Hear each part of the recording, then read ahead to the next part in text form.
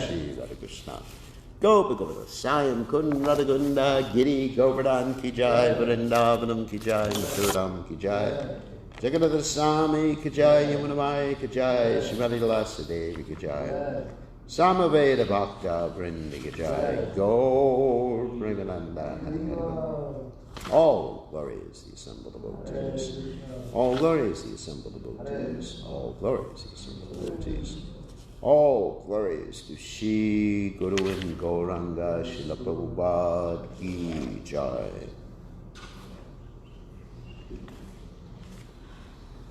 So, first we'll speak a little bit about, actually we'll do the translation first. He who brought the treasure of divine love and was filled with compassion and mercy, where is such a personality as Srinivas Acharya gone? Where are my Swarup Damodar and Rupa Goswami? Where is Sanatan? Where is Raghunath Das, the savior of the fallen? Where are my Raghunath Bhatta and Gopal Bhatta? And where is Krishna's Kaviraj? Where did Lord Gauranga, the great dancer, suddenly go? I will smash my head against the rock and enter into the fire. Where will I find Lord Gauranga, the reservoir of all wonderful qualities? Being unable to obtain the association of Lord Gauranga, accompanied by all of these devotees in whose association he performed his pastimes, Narottama Das simply weeps.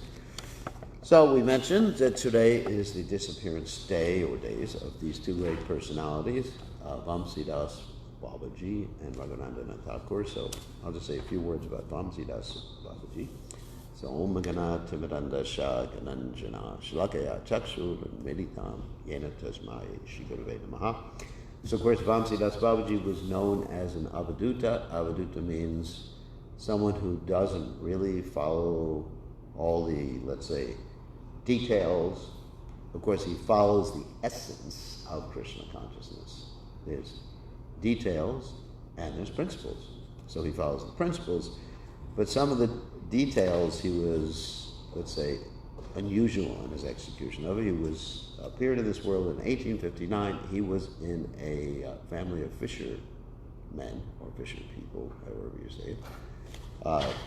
Anyway, and he renounced this world at a very early age. His parents arranged for a very nice marriage. He had a wife and a little son, and then he just, after associating with his guru, whose name was Narottama Das, but it wasn't Narottama Das Thakur, he just became so immersed in Krishna consciousness, he just ran away from home one day and went to various places in Braj and various places in Mayapur and different holy places. And he carried around his deities. He had a deity of Gopal and Radha Govinda. He always carried around them, but he actually sometimes would chastise his deities. And, he served his deities in quite an unusual way. Usually you have the regulated principles, but he was definitely on the Raganuga platform, chastising his deities for one reason or other. So, and he was very attached to these songs of Narottama Das Thakur, particularly the song Nitai Padakamala, Koti Chandra Shushital, Ye Chayai Jagatchurai, that the lotus feet of Lord Nityananda are very cooling.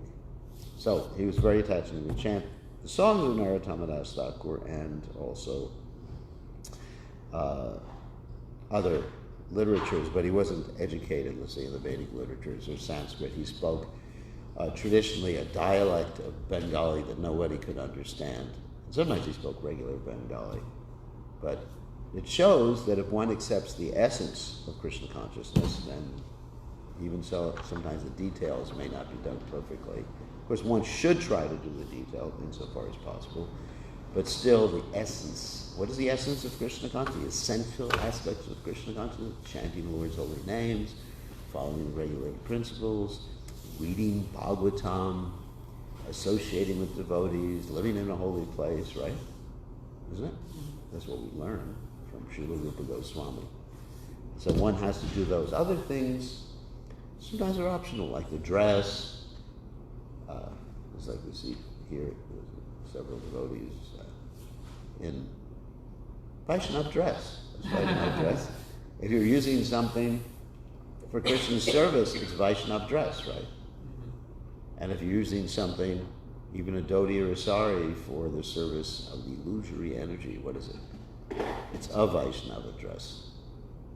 So the dhoti is not necessarily Vaishnava dress. It can be, and it cannot be sometimes. Or Western clothes can be, or cannot be, depending on the use. It's called yukta vairagya. Like, is this a Vaishnava microphone? Is it? Yes. Well, Prabhupada would say it was. Yeah, Prabhupada would say it was, But someone who is not understanding philosophy, it's a Carney microphone. 8 kg. Doesn't say Krishna. SA-43. So, anyway, that's what makes something a Vaishnava thing when it's used in Krishna service. Yukta Vairagya. Yukta Vairagya means, anyway, to engage something. So, he also was a favorite of Bhakti Siddhanta Saraswati Thakur. So. Anyway, so today we're commemorating his disappearance day. And you can read more in the Veda base. There's a biography written by Bhakti Vikas Maharaj in the Veda base, the Bhaktivedanta Veda When base. did he disappear? What day? I don't remember right now.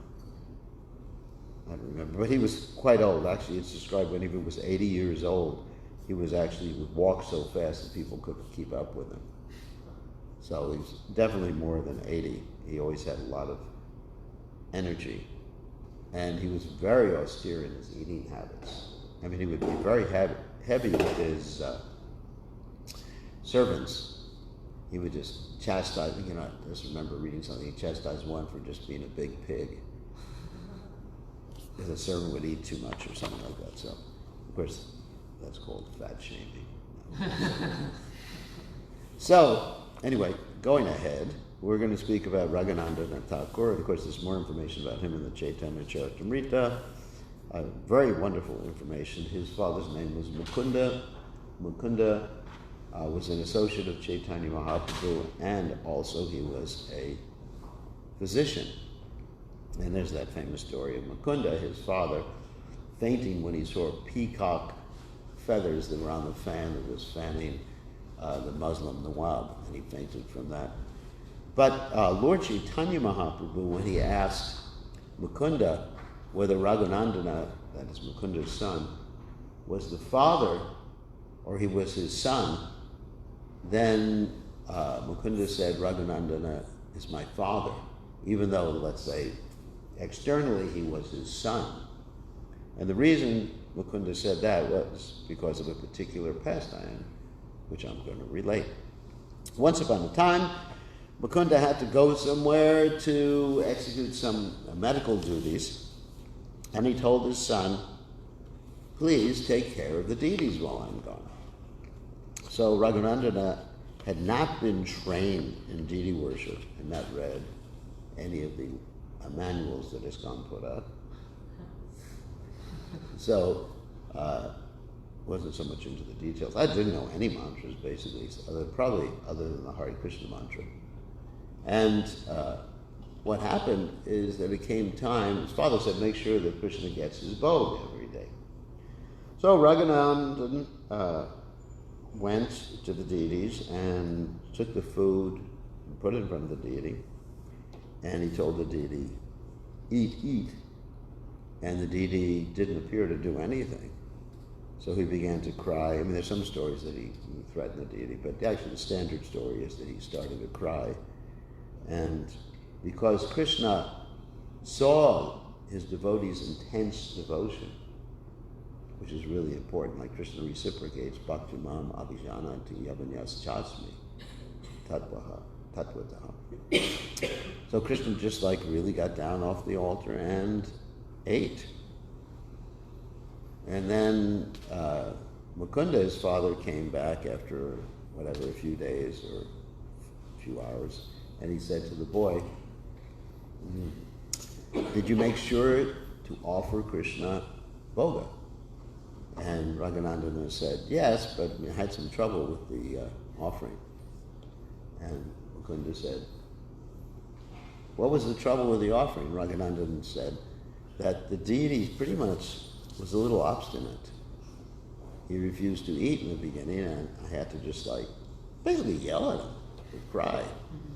And Mukunda said, this is not the way to do deity worship. No, didn't you look at the Archana Padati, deity worship book? And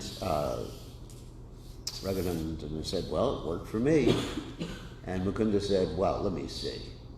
And so he stood outside the temple looking in through the window as Raghunandan did his offering. He was offering a laddu at that particular point.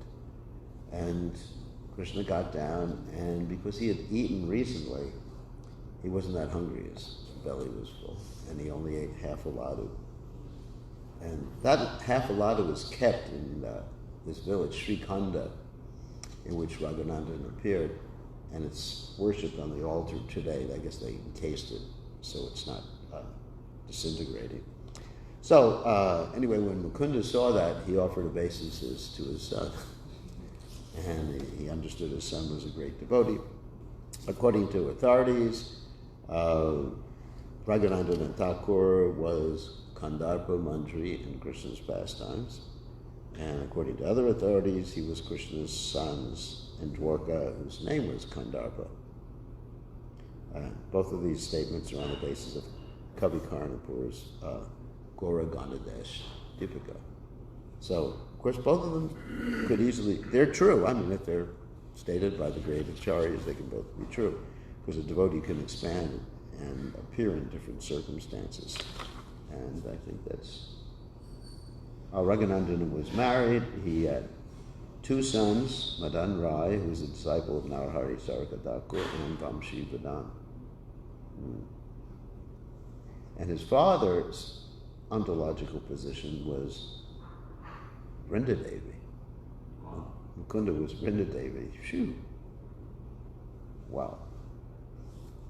And Raghunandan also used to serve the deity of Chaitanya Mahaprabhu. So now we'll go on to the Srimad Bhagavatam. So, we're reading from Srimad Bhagavatam, 10th canto, 10th chapter, text 9. Actually, is it text 8, sorry. Om Namo Bhagavate Vasudevaya.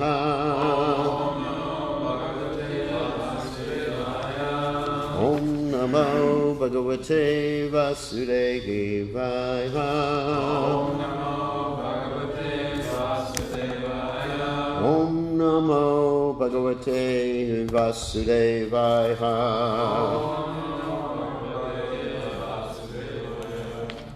Srinarda Vacha Nahi Anyo Jishato Joshan Bhuri Ramsho Rajo Gunaha Shri Madad Abhijatyadir Yatra Sri Yutam Asabaha Srinarda Vacha Nayamyo Jushato Joshan Bhuri Vramsho Rajo Gunaha Srimadad Abhijatyadir Yatra Stri Jutam Sabaha Srinarda Vacha Nayanyo Jushato Jokshan Buddhi Brahmcho Rajoguna Srimadad Abhijatyadir Yatra Stri Jutam Asabaha Srinarda Vacha Nayanyo Jushato Joshan Buddhi Brahm Shorajo Gunaha Srimadadabi Jatyadir Yatra Stridhyutamasavaha. Okay. Uvacha.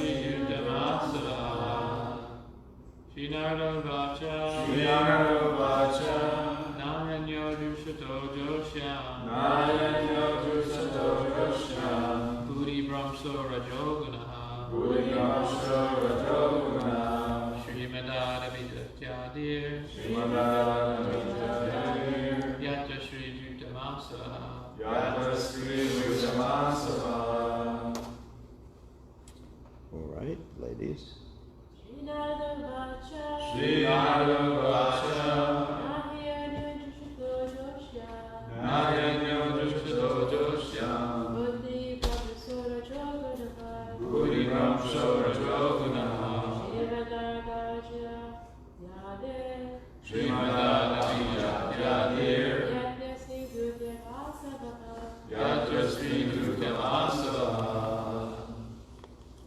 Alrighty.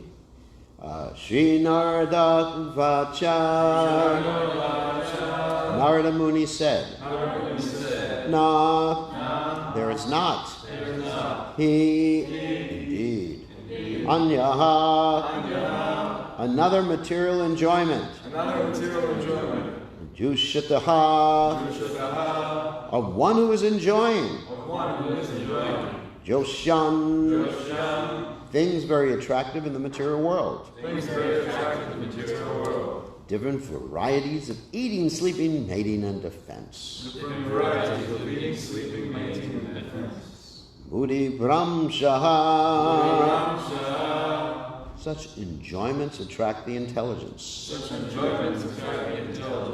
Rajagunaha. Being controlled by the mode of passion. Srimatat, than riches. Abhijatya adihi, among the four material principles. Attractive personal bodily features. Birth in an aristocratic family.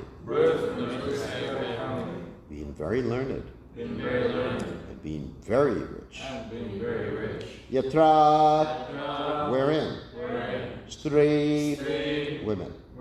Dyutam, gambling. Asavaha, wine. Wine, women, and gambling are very prominent. So Narada Muni said, among all the attractions of material enjoyment, the attraction of riches bewilders one's intelligence more than having beautiful bodily features, taking birth in an aristocratic family, and being learned. When one is uneducated but falsely puffed up by wealth, the result is that one engages his wealth in enjoying wine, women, and gambling. So you can repeat. Narada Muni said, among all the attractions of material enjoyment, the attraction of riches, bewilders one's intelligence, more than having beautiful bodily features, taking birth in an aristocratic family, and being learned. When one is uneducated, but falsely puffed up by wealth, the result is that one engages his wealth in enjoying wine, women, and gambling. Purport by His Divine Grace, A.C. Bhaktivedanta Swami, Srila Prabhupada Ki Jai. Among the three modes of material nature, goodness, passion, and ignorance, people are certainly conducted by the lower qualities, namely passion and ignorance, and especially by passion. Conducted by the mode of passion, one becomes more and more involved in material existence. Therefore, human life is meant for subduing the modes of passion and ignorance and advancing in the mode of goodness. Tadarajastamo bhava kamaloba dayaschaye chetahiteranavidham stitam sattve prasedati. That's from the Srimad Bhagavatam, 1st canto, 2nd chapter, text 19. This is culture. One must subdue the modes of passion and ignorance. In the mode of passion, when one is falsely proud of wealth, one engages his wealth only for three things, namely wine, women, and gambling. We can actually see, especially in this age, that those who have unnecessary riches simply try to enjoy these three things. In Western civilization, these three things are very prominent because of an unnecessary increase of wealth. Narada Muni considered all this in the case of Manigriva and Nalakuvara because he found in them so much pride in the wealth of their father, Kuvera. So again, Sri Narada Vacha, Nayanyo Jashapol Joshang, Puri Paramso Rajo Gunaha, Sri Madad, Abhijatya Dir, Yitrastari Dyutam Asavaha. So, Om Gana Tividanda Shah, Gananjana Shlakaya Chakshur Meditam Yena, Tasmai Shi Gurave Namaha. So, two other parts of Bhagavatam I start to remember when I hear this particular verse. Of course, one part is Queen Kunti's teachings, where she talks about the things that bewilder one. And Prabhupada also here indirectly makes reference to those things. Janmaishvarya Shuta Shushibir Edavan. She says the living entities become bewildered by Janma, that means having a good birth. Aishvarya is wealth again. Shutasha, learning, one becomes very intelligent. And Shrivir, that means beauty. And then, so that's one particular reference here, one part of the Bhagavatam I remember. Another part of the Bhagavatam I remember is the story of Dharma the bull and the personality of Kali and Maharaj Parikshit, who is chastising the personality of Kali and giving the personality of Kali 4 places to live when Kali surrenders to him. And those 4 places are where there's the 4 regulated principles being broken. Intoxication, illicit sex, gambling, and meat eating, those 4 things. And lobsters, fish, sometimes you have to really cover all the bases. Sometimes when you're in India where people are accustomed to eating fish, you have to make them say, fish, lobster, seafood, and everything like that. Sometimes if you're in Fiji, you have to also say, as far as intoxication, kava, which is their national drink. So, actually, when you go to visit a village in Fiji, they'll pass a big bowl of this kava around, and if you don't drink it, it's an insult. So you have to bring someone with you who's in Maya to drink it for you. Your chamcha. Anyway.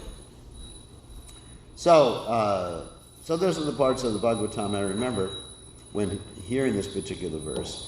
And one thing that comes to mind, and of course, let's go back to the one about Kali. So Kali was prohibited from those 4 places, but then, stuck on my foot.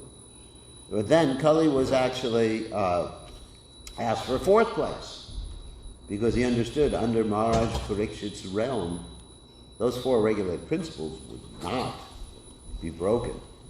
Because Maharaj Krishna, if he found people drinking liquor, it was like something like the Carrie Nation in the 1920s. I don't know if any of you know. Earlier than the 20th century.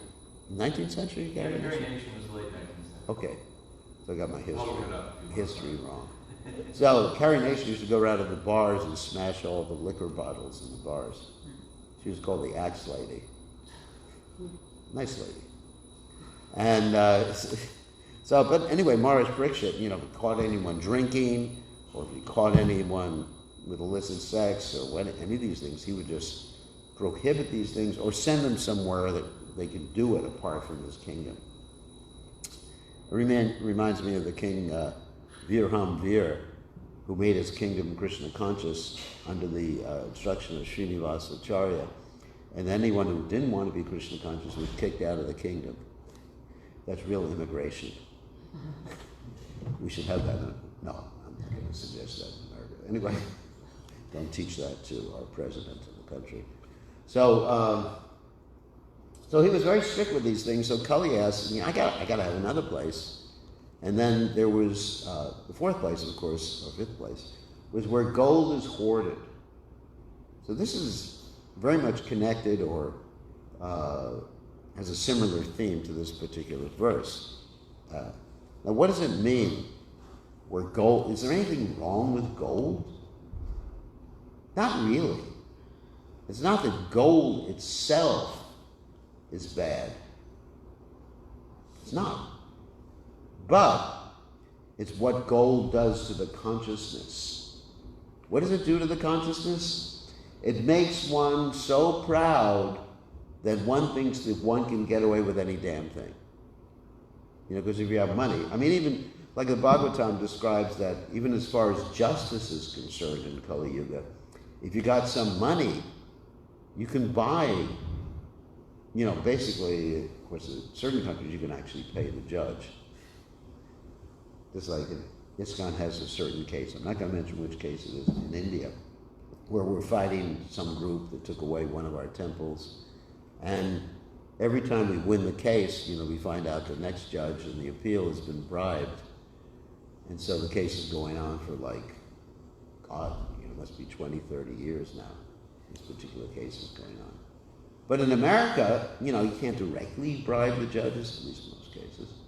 You have to go to a high-class lawyer who charges thousands of dollars an hour. That's why in Fiji I recommended that my disciples become lawyers. We have several of my disciples become lawyers, lady lawyers. And they're just cleaning up. Yeah, I had one disciple, and it's originally from Lautoka. It was a little girl. She joined the movement as a little girl. You probably know who I'm talking about now. Anyway, I'm not going to mention her name. And she says, I just want money, money, money. And I said, become a lawyer. Now she's a lawyer. And she says, wow, go for it. So it's true. She's really nice devotee too. She wants to come to America because that's where the land of opulence, the land of milk and honey. So, anyway, if you got money, you don't have to succumb to the rule of the law because you have a lawyer. You can appeal something and appeal it again and appeal again. Just like we discovered in ISKCON, when we have to fight a court case, the real problem is paying the lawyers, which Prabhupada sometimes would call liars. He would pronounce it like lawyers. Not all of them are like that. Some are quite nice. So anyway, with money, you really become, to a certain extent, aloof from the law. Even in America, they're dealing with this one case, this guy who was a child abuser, literally, and he had a whole island in which he was abusing women, whatever. Girls. Sorry, not women, girls. And it's in the Virgin Islands, actually, a whole island, in which he was doing that. And he's fighting the case. If he didn't have any money, who knows what's going to happen? Maybe he'll get off scot-free or with a short sentence or whatever. But if he didn't have money, he'd be in jail, he'd be in prison. and he'd be beaten up by the other prisoners now, because when you go to the prison and you're a child abuser, they call the person short eyes, right? And then they killed him. Recently there was someone killed in prison. They just, because he was a child abuser, they stuffed his head in a toilet and drowned him. Anyway, so don't hurt children in any way, or else we're not going to do that, but that may happen in prison. So anyway, so the problem with wealth is that it actually makes you think that you can get away with anything, do anything, and you just feel real powerful, really powerful. Like if I were to give any of you, let's say, $10 million, in the old days it was $1 million, but now, because of inflation, 10 million or $1 billion, you'd just be really on top of the world, isn't it? You could do anything you want. So, but the question is, actually, I don't want to use it all the time describing the wonders of wealth. The question is, how can we overcome this? Because it's something that many of us will be, let's say, have to confront in our lives. Because either you're going to make money in business, or you're going to preach, and people give you donations, just like one of the causes of anarthas, according to Vishwanath Chakravarti Thakur, are the byproducts of bhakti. Byproducts of bhakti means you get profit, adoration, distinction. That's subtle sex life, actually. Profit, adoration, distinction. So there's money there, profit, or you gain something. Adoration, people look at you and say, oh, Guru Maharaj, you're everything. I haven't experienced that yet. And distinction, you're better than the rest. So how to overcome that particular problem? Well, my solution, or the solution I prescribe for people, is learning what is described in the Bhagavatam about what a brahmachari is supposed to do. Brahmachari guru kule vasandanta gororitam. Vasandanta gororitam. Actually, this two words are very important in this regard. Guror hitam. One works for the benefit of the guru. Hitam means like benefit, and guror obviously means guru. So one has to have this training in Krishna consciousness, whether that takes place in some ashram somewhere in the Himalayas, or in Vrindavan, or in one's home. One has to basically imbibe this particular spirit to understand that everything is meant to be used in Krishna's service under the guidance of the Guru. And that way, one will overcome the pride. See, that's the problem with the money.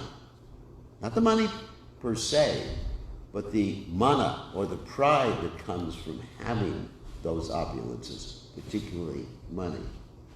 And therefore, Krishna states, in order to overcome that particular pride, in order to get out of the material world, of course it's essential to overcome pride, then in the 15th chapter of the Gita, Krishna says, nirmana. First thing he starts in describing how to overcome the illusion of the banyan tree of this world. Because the banyan tree of this world is an upside down banyan tree, with its roots going up and branches going down. Nobody can understand how to get out of the thing. So Krishna says, here's how you can get out. Nirmana. Being freed from this false prestige. And of course, Lord Chaitanya says something very similar. He says, Amanina manadena kirtiniya sadahari. And in order to do that, what? Trinadapi Siddhichena Paroyiva Shihishnina Amanina Manadena Kirtanya Sadahari. Of course, that's, how to come to that point of being devoid of all sense of false prestige, lower than a straw in the street. I mean, it's not simply some mental thing that you meditate on a straw in the street. Of course, traditionally, if one is approaching a personality like Rupa Goswami and Sanatana Goswami approached Chaitanya Mahaprabhu, they put a straw in their mouth. Now they should just put a mouth bandage on. So anyway, they put a straw in their mouth. So this is a typical metaphor utilized in India. So one should be tolerant as a tree. And that's pretty interesting. I mean, yesterday we were talking about how these trees, especially the twin Arjuna trees and the other trees that were cursed by the sages, stood for thousands of years. As tolerant as a tree, and Prabhupada talks about how the tree stands in the cold weather, hot weather, everything like that, tolerates. Of course, the tree doesn't have an alternative. I've never seen a tree run and get a coat. Run inside. Maybe. Some of the trees are more active, like the Venus flytrap. They can catch their food. But so, tolerant as a tree, devoid of all sense of false prestige, and humbler than the blade of grass. So how does one get to that point? One gets to that point by understanding that Gurur Hitam, again, we get to that point, and by understanding that Isha Bhasha Midam Sarvam Yakan Cha Janajam Jagat Tena Jaktena Bunjata Margarita Kashishvidanam, that everything is owned by Krishna. And Krishna's representative is telling you how to use everything. And if you use it for any other purpose, you are a thief. That is a consciousness one has to have. It's like if you borrow someone's car to use for their service and you take it, you go to the whatever. You go to the bar with it or something. Let's see. I mean, let's say I was young, I borrowed my father's car, and I said, Dad, I'm just going to the grocery store. And instead, I go to where, some bar or something like that, and get drunk and smash the car up on the way back. Then what is the father going to do? Take away the car from you, right? Because you haven't used it for the right purpose. You're a rascal. You're an idiot. So it's the same thing with anything. This body, manasa deha geha, is another verse. Yokya shimor aprilim to your body. Nanda Kishore. My mind, my body, my home, my family. It all belongs to you, Krishna. I don't own anything. Not even my glasses. Not even my eyes. Not even my hair. Like Ishwara Puri. He cut his hair off. And so, you don't even own that. Not even your Sika. And just understand. And so, anyway, so that's really the point. So that requires training. That I am Krishna's servant, Jivara Swarupahoida to Krishna Das. Spiritual master is giving me instructions how to use everything for Krishna. And then one naturally becomes humble, isn't it? Brahmachari Guru Kula. So we should live, our home should be the Guru Kula. Vasam Danta Goror Hitam. And when we understand everything should be used for the benefit of the Guru, which is ultimately the benefit of Krishna, if the Guru happens to be transparent, hopefully, otherwise he's not Guru, he's Guru, then Guru Hitam, and then Archa, then good behavior comes from that. You understand? Not like these Manigriva, Nala, Kuvara. They have bad behavior. But good behavior comes from understanding. So in other words, that's the source of good behavior, the source of all good qualities. Archana, Dasavan, one learns, there's another word that's very important in that verse. Dasavan, one becomes full of service. I'm a servant. Because Prabhupada, I was listening to class yesterday, Prabhupada said, we're always servants. We're either servants of our country, servants of our mind, servants of our tongue, servants of our family. So why not become servants of Krishna? You can't get it. That's your constitutional nature. You're a darling, you're a servant. Okay, on that happy note, we will end class. All glories to His divine grace. Srila Prabhupada, Srila Prabhupada, Ki Jai.